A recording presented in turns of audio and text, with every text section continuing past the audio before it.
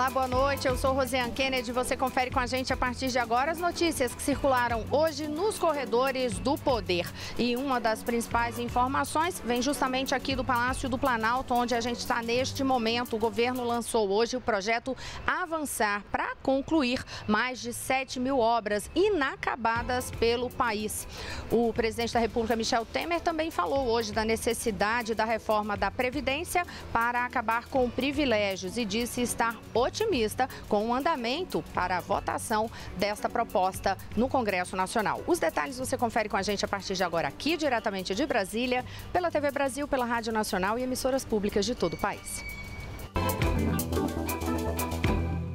A gente começa o noticiário hoje falando deste projeto Avançar, que foi lançado numa solenidade que durou a tarde aqui inteira no Palácio do Planalto. Ali começou por volta de 3 e pouquinho da tarde, foi ainda durante um bom tempo até o final da tarde. Esse projeto Avançar, ele foi feito com base naquele trabalho que o governo tinha iniciado desde o início dessa gestão Temer, de fazer um levantamento sobre obras que estão paralisadas no país inteiro. E a gente sabe que obra paralisada gera uma série de prejuízos, sem contar a frustração, da população que fica ali na expectativa de ver aquela obra pronta. Mas gera prejuízo econômico também, porque geralmente isso gera um gasto, inclusive, muito maior. A obra que fica paralisada, ela está inacabada, depois para ser retomada, aquilo ali termina muitas vezes dando problema e dando problema também em relação ao dia a dia, do que há de expectativa sobre aquilo ali, o que também gera custos econômicos. Então, com base no levantamento que foi feito, o governo listou aí as obras que estão paralisadas e que recebem recursos públicos no país inteiro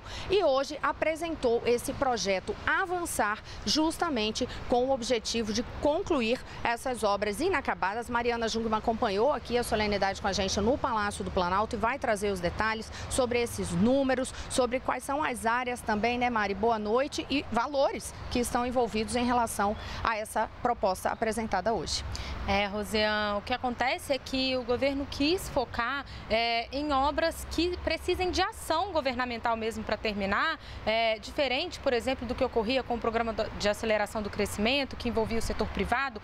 Essas obras que vão ser tocadas agora no programa Avançar são aquelas que dependem realmente de uma ação do governo para que elas sejam concluídas e que esse programa vai abarcar somente obras que tenham condição de serem concluídas até o fim do ano que vem. Uma forma aí também de garantir que os recursos não vão ser desperdiçados com obras que agora vão ser tocadas e depois vão ser abandonadas novamente. Então, vamos aos números do que representa esse programa Avançar.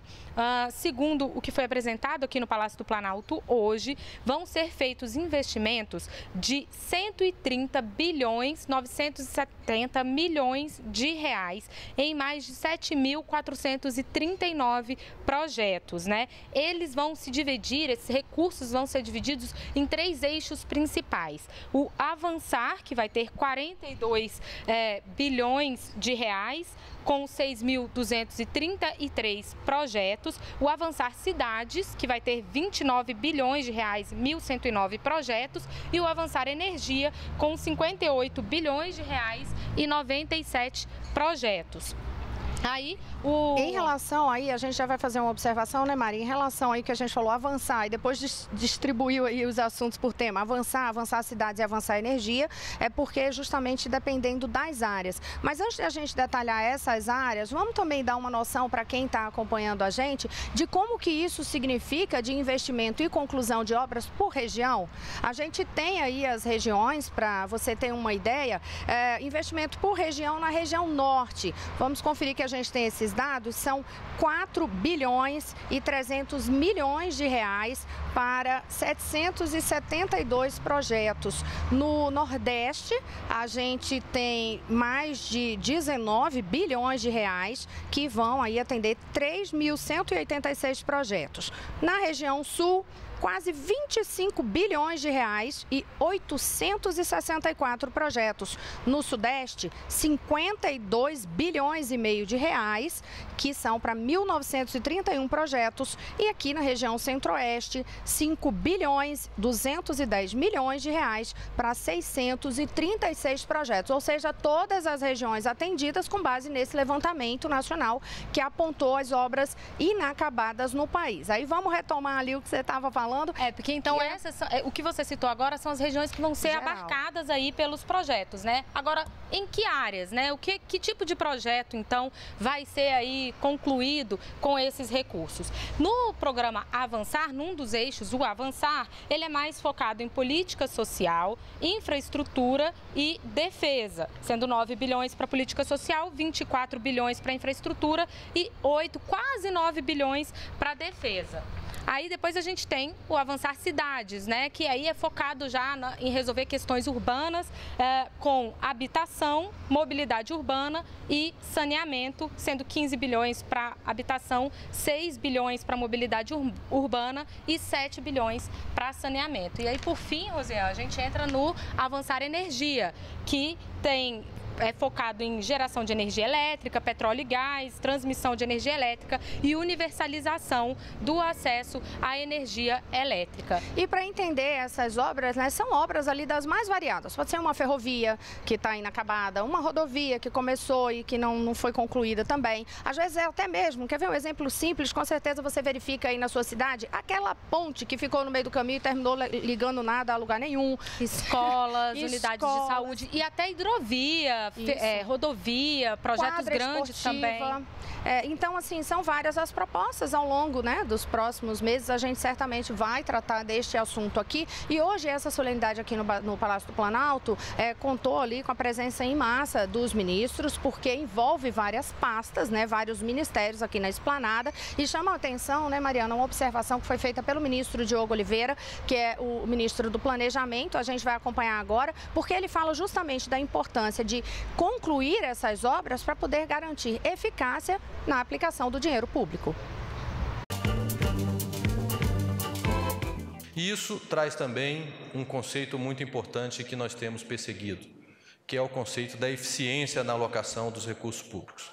Nós sabemos muito bem que depois que uma obra é paralisada, o custo dela aumenta e a dificuldade de retomar a obra é muito grande.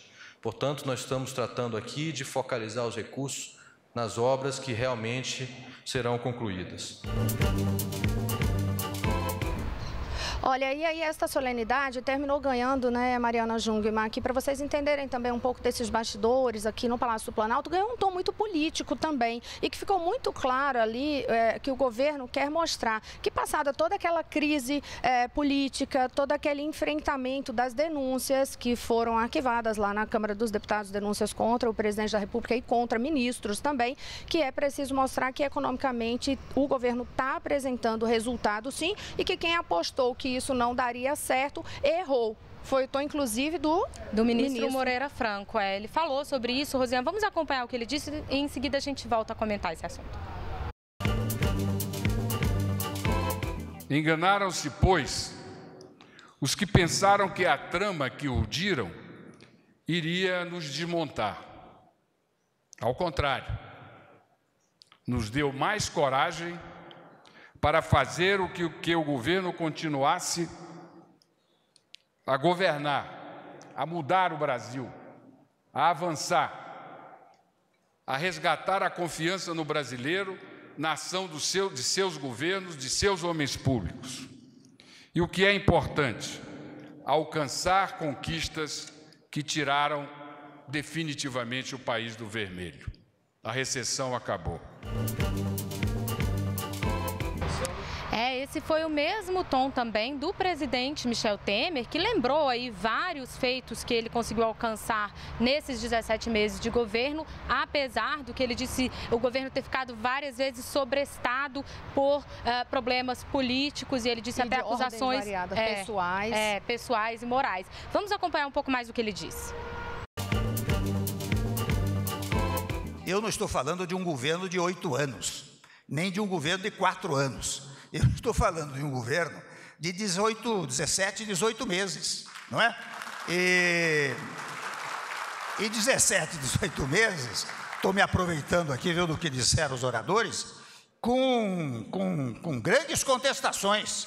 Ao depois, o que houve foram digamos assim, tentativas até de natureza pessoal e, por que não dizer, de natureza moral, extremamente agressivas, hoje desmascaradas, porque desde o início, dizia eu, em pronunciamento próprio, olha, as coisas são assim, assim, assim, assado.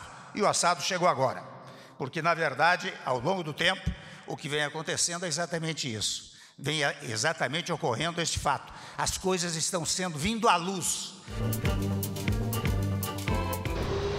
Portanto, esse foi o tom que mostra aí o otimismo econômico do governo e também a resposta política que foi dada aqui no Palácio do Planalto. Agora, Mariana Jungmann, eu sei que acabou a solenidade, gente, fica um tumulto danado quando acaba a solenidade, todo mundo tentando falar com o ministro, tentando falar com o assessor, e aí Mariana Jungmann correu, vou contar aqui para vocês, Mariana Jungmann correu, viu ali a oportunidade que o presidente estava saindo e ia falar ali rapidamente com a imprensa. O que disse o presidente, ele falou de reforma da Previdência, né, Mari? Você acompanhou lá, ali naquela agonia. No quebra-queixo, que a gente chama.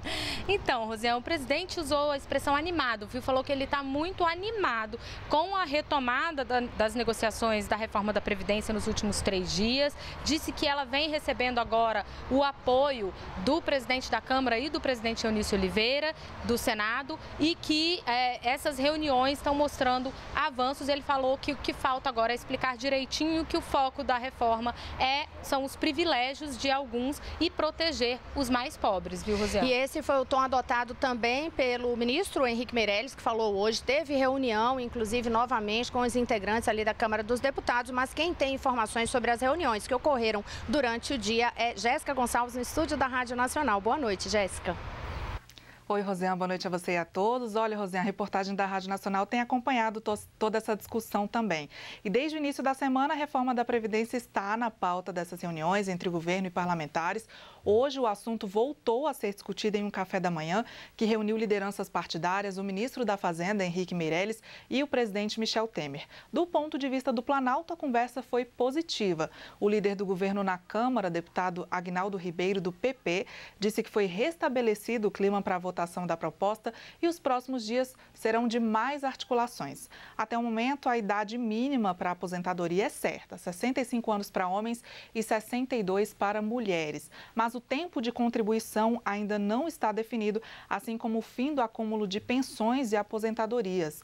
Também se discute tirar da proposta todos os tópicos que se referem ao trabalhador rural. Segundo o relator da reforma da Previdência, deputado Arthur Maia, do PPS, não dá para contemplar todos os pontos do texto. É preciso eleger os mais importantes. Vamos acompanhar. Tudo isso são propostas que estão na mesa. Agora, é possível fazer tudo? Não, não é. Temos que eleger aquelas que são as mais importantes. Para o ministro da Fazenda, Henrique Meirelles, a reforma não é uma questão de opinião, é uma necessidade para acabar com os privilégios. A reforma da Previdência ela é uma necessidade. Primeiro, pela eliminação de privilégios. Quer dizer, hoje em dia, com o atual sistema, as classes de menor poder aquisitivo, isto é, os mais pobres, não completam os 35 anos de contribuição e, portanto, tendem a se aposentar aos 65 anos de idade, a maioria. Essa é a realidade. Aqueles que se aposentam muito mais cedo, né, com 53, 54, 55 anos, são exatamente os de maior renda, os mais privilegiados. Esses sim se aposentam mais cedo, porque esses sim concluem o tempo de contribuição, porque tem carteira assinada o tempo todo ou fazem a contribuição individual. Portanto, em primeiro lugar, é importante definir que a proposta ela é muito relevante do ponto de vista de eliminar desigualdades importantes que tem no sistema hoje, privilégios, isso é que é o mais importante. Bom, o ano legislativo já está quase no fim, mas o governo espera que a reforma seja votada ainda em 2017. O presidente da Câmara, Rodrigo Maia, no entanto, diz que não existe data para a votação. É com você, Rosiane. Obrigada, Jéssica. A gente vai continuar falando deste assunto nos próximos dias para saber qual é o texto que vai ficar finalizado ali como negociação de fato governista, mas até hoje, pelo menos nessas reuniões de ontem e hoje até agora à tarde, o que estava definido ali como pontos que realmente precisavam avançar nessa reforma mais enxuta é a questão da idade mínima. Mariana Jungmann detalhou aqui para você já esta semana, aquela questão de 62 anos para mulheres, 65 para homens, e também a questão do tempo de aposentadoria, que nesse caso o governo cederia ali, em vez de ser aqueles 25 anos mínimos de tempo de contribuição, perdão, não tempo de aposentadoria, tempo de contribuição, aí cederia para que isso virasse um mínimo de 15 anos de contribuição. A negociação está girando em torno disso, mas a gente detalha mais para você nos próximos dias. Agora a gente está falando de economia, vamos falar ainda de economia lá em São Paulo, porque Vanessa Casalino tem informações para a gente a respeito aí daquele pacote de privatizações do prefeito João Dória, que está avançando, né, Vanessa? Exatamente, Rosiane. Boa noite para você, boa noite a todos. O projeto de privatização do Autódromo de Interlagos foi aprovado em primeira votação na Câmara de São Paulo e o texto precisa agora passar por mais um exame dos vereadores para então seguir para a sanção do prefeito. Foram 37 votos favoráveis e 9 contra. O projeto faz parte desse pacote que você comentou e prevê uma venda de uma área de cerca de 1 milhão de metros quadrados com a preservação do Autódromo de Interlagos. Antes da segunda votação, a Câmara Municipal deve realizar audiências públicas para discutir o que poderá ser construído no local, já que o projeto não traz essa definição. Para isso, na votação ocorrida no fim da tarde desta quarta-feira, foi incorporado ao texto original a obrigatoriedade do chamado projeto de intervenção urbana, para que essa definição seja então acrescentada ao projeto, Rosiane. Obrigada, Vanessa Casalino. No próximo bloco você confere informações sobre a agenda do poder lá do Congresso Nacional. Volto já.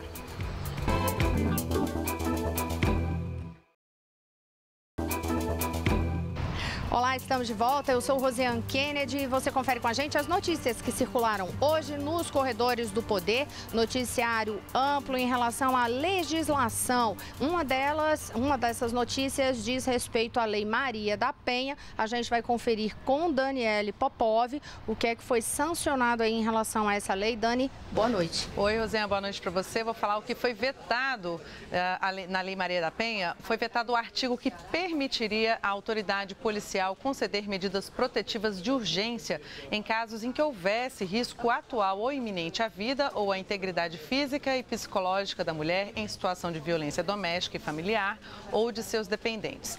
A justificativa para o veto é de que algumas alterações à lei original invadiriam competência do Poder Judiciário, além de estabelecer competência não prevista para as polícias civis. Diversas entidades já haviam se manifestado contrárias à nova lei, em especial ao artigo que ampliava o poder da polícia na aplicação da Lei Maria da Penha.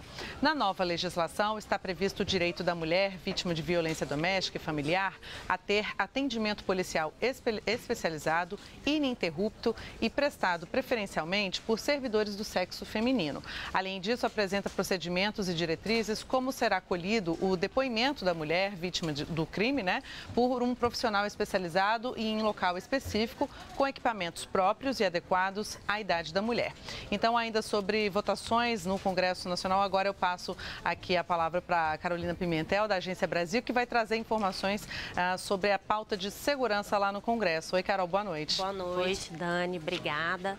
Bem, a gente vai começar falando sobre um projeto que foi aprovado numa comissão especial da Câmara dos Deputados, que trata da ampliação da licença maternidade para mães de bebês prematuros. A comissão aprovou esse texto e acabou incluindo no texto uma mudança sobre o conceito de proteção da vida a partir da concepção. O relator dessa proposta na comissão, o deputado Jorge Tadeu Mudalen, do Democratas, propôs essa mudança e ele defende que o direito à vida deve ser respeitado desde o momento em que ocorre a fecundação e não apenas após o nascimento. Esse trecho acabou motivando um intenso debate entre os deputados e alguns parlamentares, principalmente da oposição relacionam essa mudança a uma tentativa de criminalizar todos os casos de aborto que são autorizados no país, inclusive aqueles que são legais, né?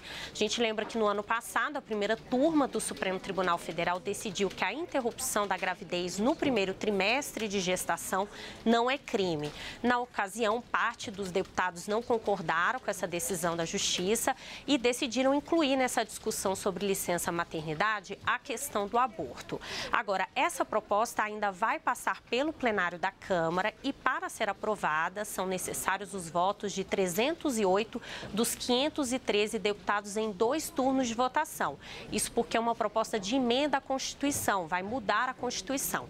Agora, em relação à licença maternidade para as mães de prematuros, a comissão ampliou o prazo da licença. Os deputados aprovaram que o tempo de internação do bebê até a alta hospitalar deve ser acrescido à licença de 120 dias da mãe. A proposta limita, no entanto, o tempo total desse benefício a 240 dias.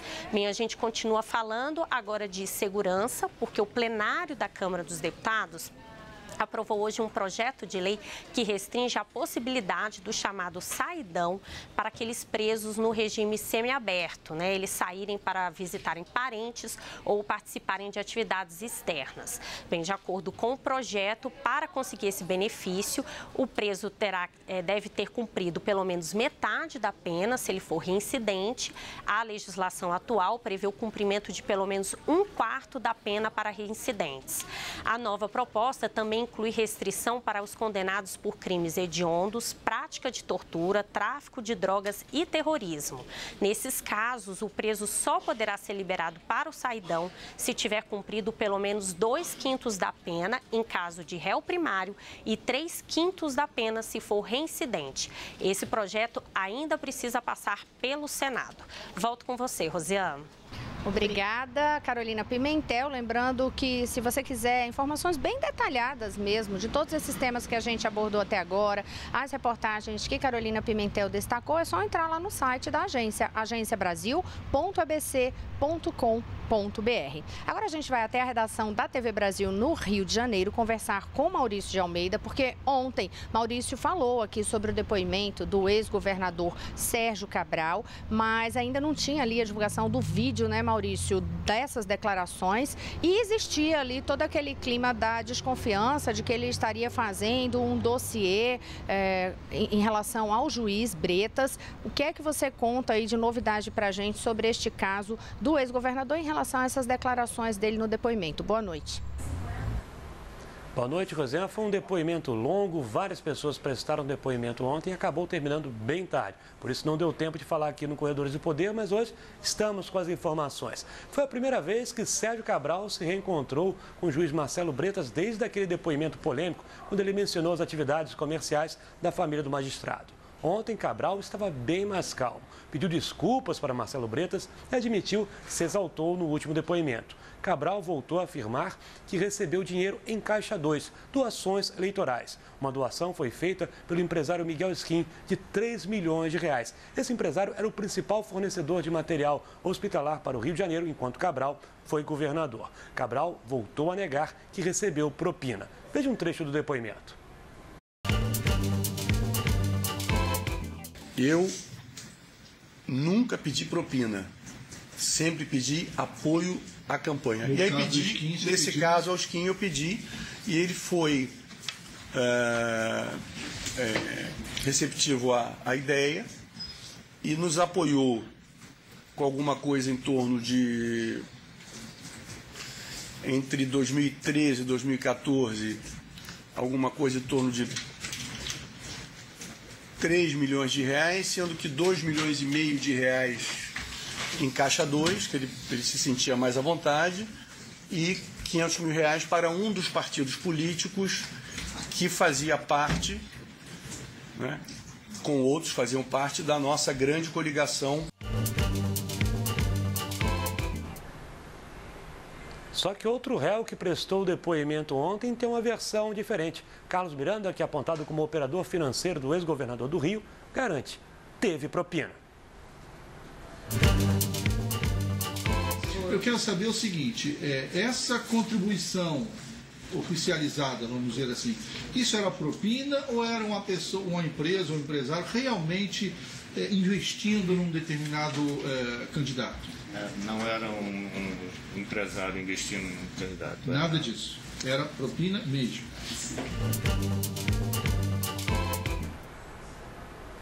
Cabral é réu em 13 processos, já foi condenado 3 vezes e as penas somam 72 anos de prisão. Ele está preso desde novembro do ano passado, Rosiane.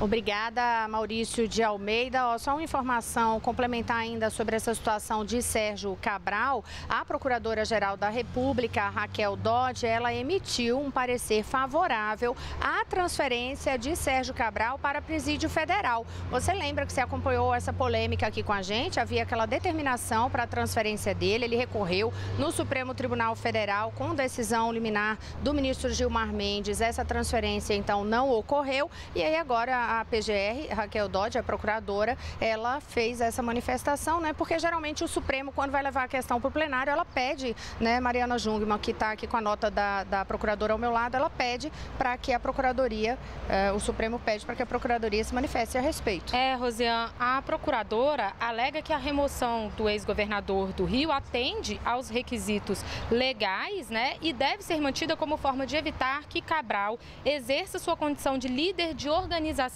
criminosa com força política e poder de influência no Rio para obter e gozar de benefícios indevidos e receber informações privilegiadas. Então, Raquel Dodge defende aí que ele seja transferido para um presídio federal. E aí a gente lembra também, né, Mari, que na ocasião, quando essa decisão foi tomada na Justiça lá no Rio de Janeiro, uma das argumentações era de que Cabral teria intimidado ou tentado intimidar o juiz Marcelo Bretas, o que a defesa de Cabral nega que ele tenha feito. Com essas informações, a gente encerra nos Corredores do Poder hoje. Lembrando que amanhã, sexta-feira, tem balanço e muito mais informação para vocês. A todos, boa noite, Mariana. Boa noite, Rosiane. A gente te espera aqui amanhã.